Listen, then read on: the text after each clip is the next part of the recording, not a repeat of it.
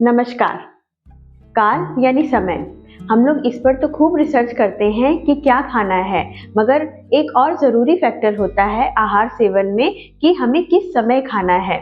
अच्छे से अच्छा भोजन भी अगर आप गलत समय में लेंगे तो वो कई बीमारियों का कारण बन सकता है। आहार सेवन में काल का कितना इम्पोर्टेंस होता है वो इस वीडियो के खत्म होने तक आप समझ जाएंगे। तो चलिए वीडियो स्टार्ट करते हैं।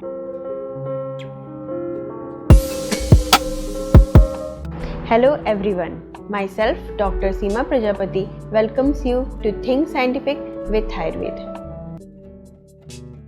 सबसे पहले ये समझते हैं कि आयुर्वेद के अनुसार काल है क्या। काल यानी समय। आयुर्वेद में काल दो प्रकार का होता है, नित्य काल और आवस्थिक काल। नित्य काल यानी कि जो हमारे आसपास के एनवायरनमेंट के अनुसार समय में परिवर्तन होता है, जैसे कि दिन रात, गर्मी ठंडी बरसात आदि। उसी के अनुसार हमारे भोजन में भी थोड़ा बहुत परिवर्तन हो जाता है, जैसे कि ठंड में ठंडी चीजें खाने से वो नुकसान करेगा। आवस्थिक काल यानी व्यक्ति विशेष की अवस्था के अनुसार, जैसे बचपन, बुढ़ापा, किसी रोग से ग्रसित होना या गर्भावस्था, यानी कि यह व्यक्ति विशेष के अनुसार बदल सकता है। अब बात आती है कि आयुर्वेद के अनुसार इन दोनों कालों को इतना महत्व क्यों दिया गया है। ऐसा इसीलिए है क्योंकि इन दोनों काल का प्रभाव हमारे पाचन तंत्र पर भी पड़ता है और उसी के अनुसार हमें भोजन करना चाहिए। अब ऐसा कैसे? ऐसे देखिए, हमारे शरीर में पाचन क्रिया सूर्य पर बहुत निर्भर करती है। जैसे दिन की शुरुआत होती है वैसे ही पाचन क्रिया भी एक्टिव हो जाती है। मतलब जब सूर्य सबसे तेज होता है दोपहर में, उस समय हमारे पेट की अग्नि यानी जठराग्नि भी सबसे तेज होगी। इसीलिए दिन भर का सबसे गुरु आहार दोपहर के समय का होना चाहिए ताकि वो आसानी से पचाया जा सके। और जैसे जैसे दिन डूबता है आहार को उतना ही हल्का रखना चाहिए।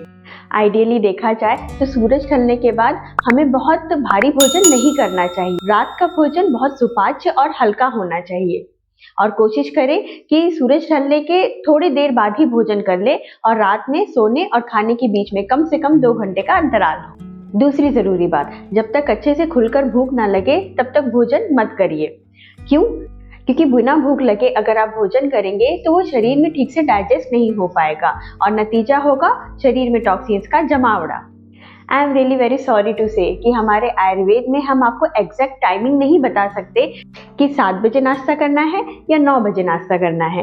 क्यों? क्योंकि सबकी शरीर और प्रकृति अलग अलग होती है और उसी के अनुसार सबकी पाचन क्षमता भी अलग अलग होती है। कोई भोजन को जल्दी पचा लेता है और किसी को वही भोजन पचाने में ज्यादा समय लगता है।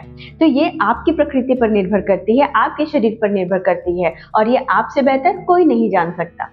इसीलिए समय को यदि ध्यान में रखकर भोजन करना है तो इस गोल्डन रूल को फॉलो करिए। Eat only when you are hungry.